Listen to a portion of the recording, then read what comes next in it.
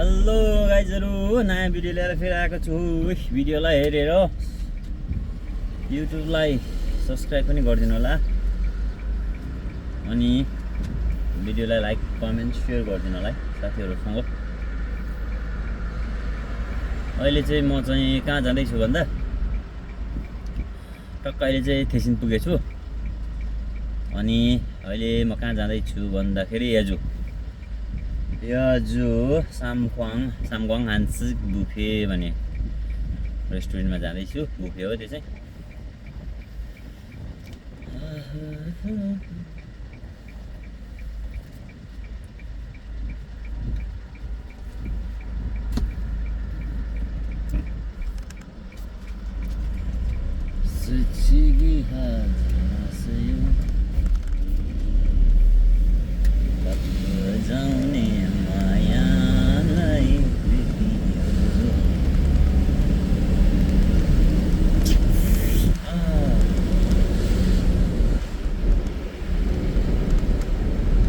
थेसिन भन्ने हो, यो ठाउँको नाम चाहिँ थेसिन भन्छ। यहीँबाट हुँदै यजुको 20 सहरबाट 20 सिटीबाट निस्केर जान्छु। किनभने त्यहाँ अर्को त्यहाँ पनि झार भन्छ चामल। यहाँ थोसिराक भन्छ, थोसिराकमा पनि जानुपर्ने छ 10 बरा। थोसिराक भन्ने रेस्टुरेन्ट र माथिको त्यो सामग्वाङ बुफे भन्ने चाहिँ एउटै साउको रेस्टुरेन्ट हो। त्यही भएर तल पनि झारेर अनि माथि जानुपर्छ। चामल चाहिँ मैले 110 बरा लोड गरेर ल्याएको छु। 20 किलोवाला होइन, 10 किलोवाला ल्याएको छु। एजुको चामल हो। छिमसाङ पनि भन्छ यो चामलको नाम चाहिँ। एजुसाल भन्यो भने सबैले चिन्छ नि, छिमसाङ भने चिन्दैन नि त।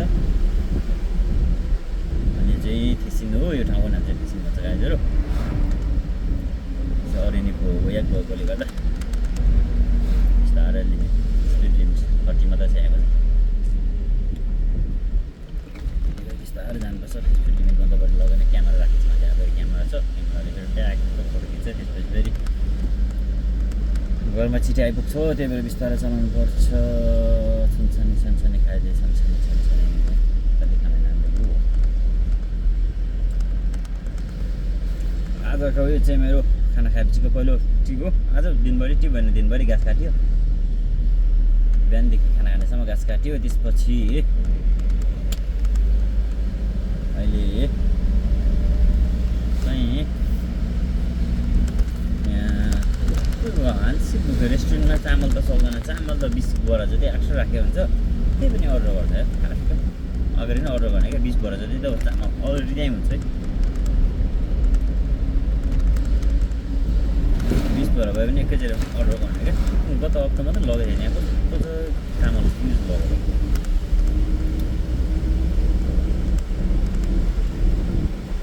आज कोरियामा एकदम हावा चलिरहेको छ है। मौसम चाहिँ राम्रो छ, त्यो पनि हावा डेन्जर चलिरहेको छ। बढी हावा चलिरहेको छ आज।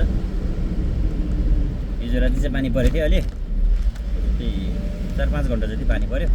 धेरै पनि थोत्रै पर्यो। जमिन भिज्ने जति पर्यो। त्यसपछि आज चाहिँ हावा डेन्जर चलिरहेको छ। एकदम हावा खतरा चलिरहेको छ यो एरियामा।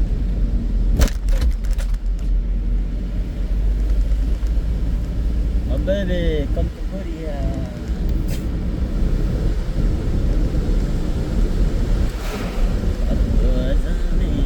सबको दाइ छ क्या एउटा बुढो। त्यो बुढो पनि म पनि जान्छु तिमीसँग साथी गर्न, तिमीलाई साथी गर्न जान्छु भने त्यहाँ पर्दैन। म एक्लै जान्छु भने धेरै भएको भए चाहिँ ल्याउनु भने थोरै छ क्या। त्यो त 10 किलोवाला हो नि त। कहाँ चाहिँ गरौँ हुँदैन। त्यही भएर त्यो चाहिँ इसनबा चाहिँ म पनि जानुपर्छ भन्ने आएको थियो। इसन चाहिँ त्यसको ड्रोन किन्नु जाँदैछ क्या। नेपाली 20 लाखवाला ड्रोन किनेर खेतबारीमा त्यो औषधि लाउनको लागि किन्नु जाने पर्ने छ भन्दै थियो। अन्त एउटा रुममा त्यसको घरमा पनि छ माथि अफिसमा। त्यही पनि नयाँ किन्ने अरे नि त। नयाँ आएको छ, किन्छु भनिरहेको थियो। किन्न जाने भन्दै थियो।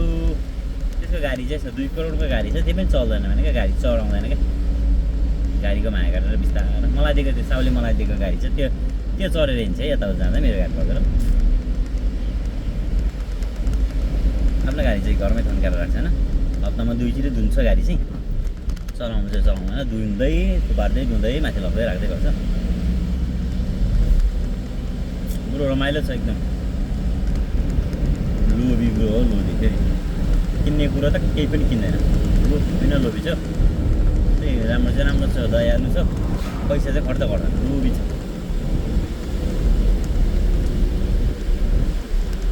मलाई म खानेकुरा खान लान्छ नेपाली रेस्टुरेन्टमा भन्दै थियो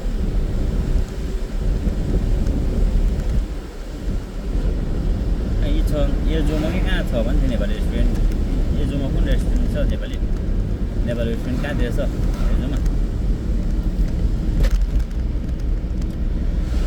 यो जोमा नेपाली रेस्टुरेन्ट कहाँतिर छ गाइजहरू मेन्सन गरौँ त कमेन्टमा कुन ठाउँमा रहेछ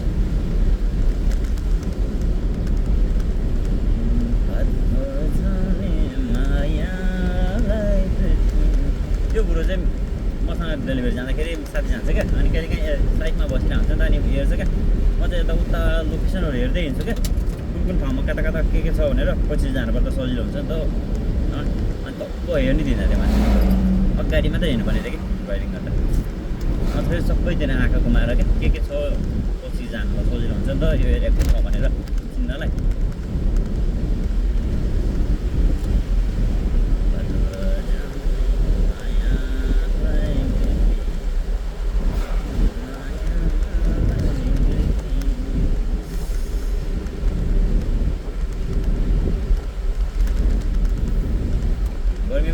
गर्मी छ तर आज चाहिँ गर्मी भन्दा नि हावा ओभर चलिरहेछ कस्तो मौसम भएको क्या आज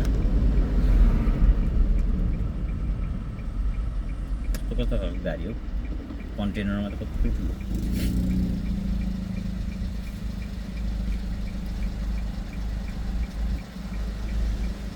मौसम गर्मी छ साथीहरू आफ्नो ख्याल गर्नु होला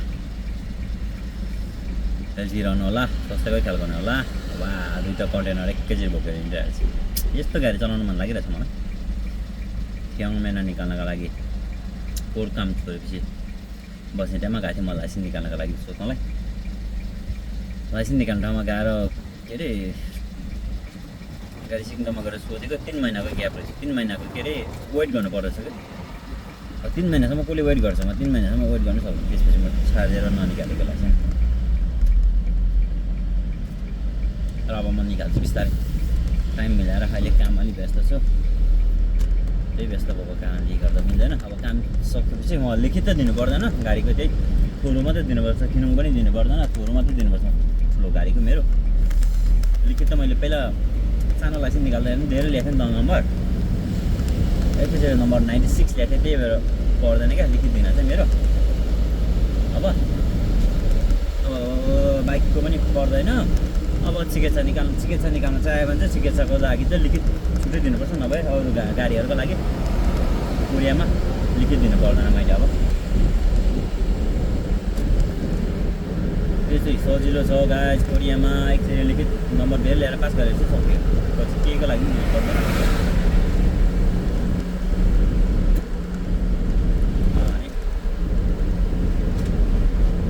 यो जो यो छन् जाने बाटो चाहिँ यस्तो छ है गाइजहरू वान्जु यो जो वाहकदोङ याङमाङदोङ भन्ने ठाउँहरू यस्तो ठाउँमा जाने बाटो चाहिँ यही हो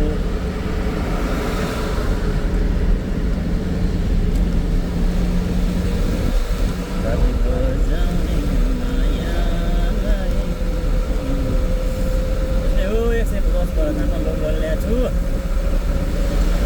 यस्तो जाने हो भयो रक्क झारेपछि बिस्तारै फर्किने हो हतार छैन बिस्तारै जाने हो बिस्तारै आउने हो अहिले एकदम बिस्तारै छ है गाडी पनि हो सामान आएको छैन होला हावा धेरै भयो म स्पिड गइरहेको छु 125 को स्पिडमा गइरहेको छु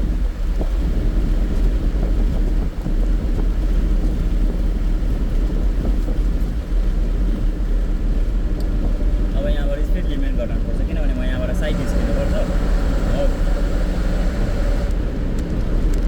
म यहाँबाट अर्को बाटो जानुपर्छ त्यही भएर बिस्तारै जानुपर्छ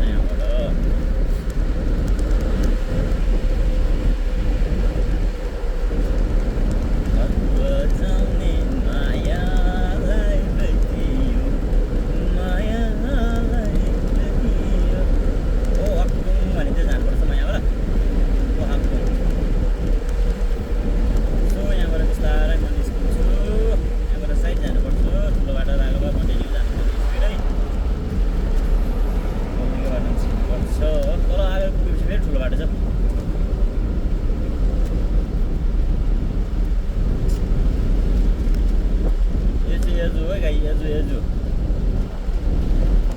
याजु सियो गाइस याजु सिमो भन्ने साथीहरूले भिडियोलाई लाइक सेयर गर्नु होला युट्युबलाई सब्स्क्राइब गर्नु होला नजिकै हुनुहुन्छ र काम छोडेर बस्नु भएको छ सेल्टरमा बस्न अल्छी लाग्छ भने मेरो रुममा स्पेस छ है साथीहरू आएर बस्नुहुन्छ मसँग केटाहरू 2 जनासम्म अटाउँछु रुममा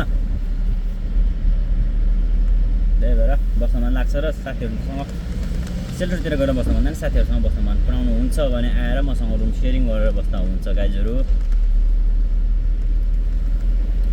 म केही पनि भन्दिनँ मसँग आएर बस्दा नि हुन्छ है 2 जनासम्म चाहिँ मेरो रुममा अट्छ त्यही भएर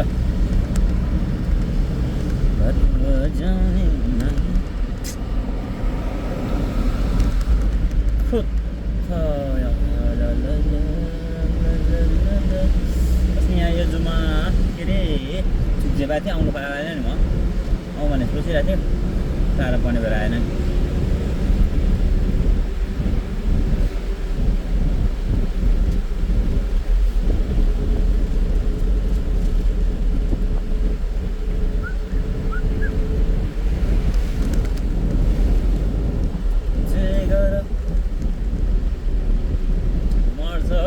मर्छ बिस्तारै मुस्क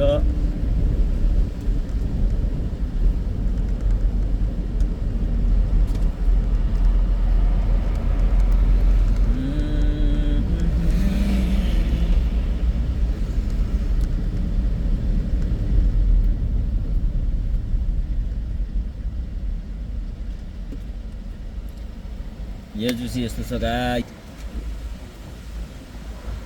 यो अस्ति के अरे यो याजुमा भएको छुक्जेको नाम चाहिँ थोचागी छुक्जे भन्दा चाहिँ थोचागी छुक्जे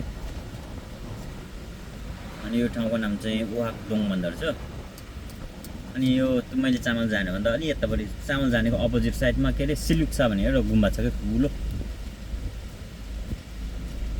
अस्ति फर्स्टमा चाहिँ म थाहा त्यो ठाउँको त्यो रेस्टुरेन्टको नामै थाहा नभएर क्या थोसिरहेको हान्दाखेरि त धेरै आउँछ क्या एराका चाहिँ आउँछ नि त धेरै प्रकारको रेस्टुरेन्ट आउँछ अनि मैले थाहै नभएर त्यो के अरे सिलुक्सा भनेर हानेर गएको थिएँ क्या लोकेसन चाहिँ त्यहाँको लोकेसन हानेर गएको थिएँ जाँदाखेरि चाहिँ पर्सेन्ट जाँदा थाहा हुँदैन नि त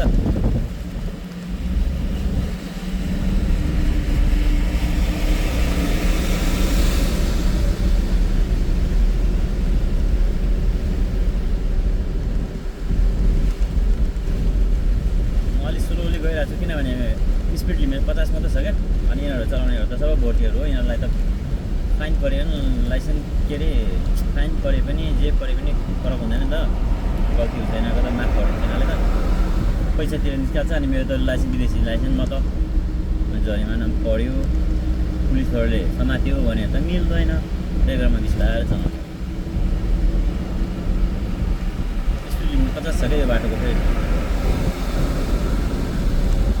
मेरो स्पिड लिमिट 70 पुग्नु लागि थियो बिस्तारै जान्छ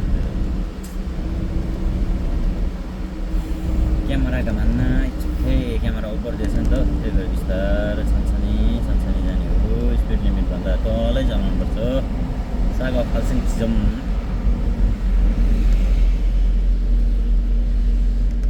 बिस्तारै जाँदा कसैले केही भन्दैन नि त छिटो जाँदाखेरि भएर बेकारको टेन्सन हुन्छ नि त साग नमेन नात्तायो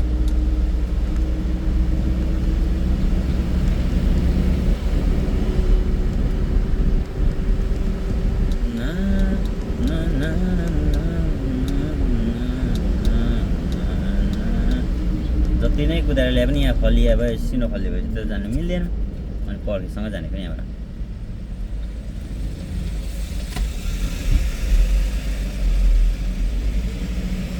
यो टोपी कस्तो राम्रो देखिन्छ मलाई सुहाउँदो रहेछ है कपाललाई झुलिङ्ग भएको छ क्या आज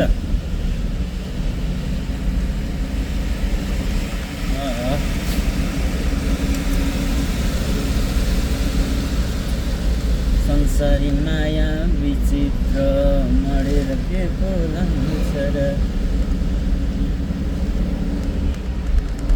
नगर डुबी मन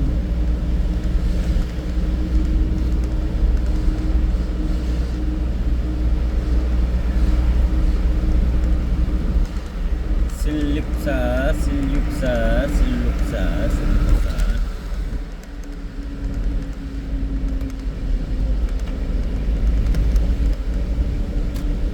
अझ यताबाट जानुपर्छ फेरि यहाँ पनि अलिकति मात्रै निस्केको भने रुट चेन्ज ढिलो भने फेरि अर्कैतिर निस्किनुपर्छ क्या बाटो त्यही भएर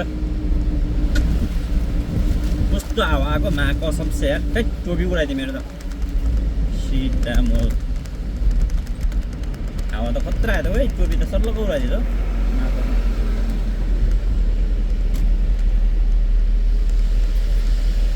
म चाहिँ सिलुक्सा पुगेँ गाइस अब यहाँ चाहिँ मेरो चामल जाने हो थोरै धेरै छैन थोरै छ यहाँ चाहिँ 10 भरमा जानुपर्छ अनि माथि चाहिँ 100 भएर जानुपर्छ यो चाहिँ सिलुक्सा भन्छ यहाँ चाहिँ एउटा दामी गुम्बा छ ठुलो अनि मेरो 10 भएर चामल जाने चाहिँ अपोजिट साइडमा हो त्यही भएर म यहाँबाट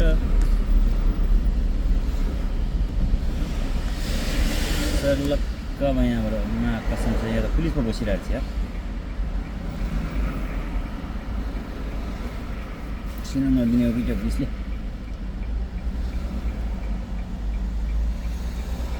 टेन्सन हुन्छ फेरि पुलिसले छिर्नु दिएन भने त पुलिस दाजु बसिरहेको छ मा कसम छ मलाई टेन्सनको बान बनाउँछ फेरि पुलिसले त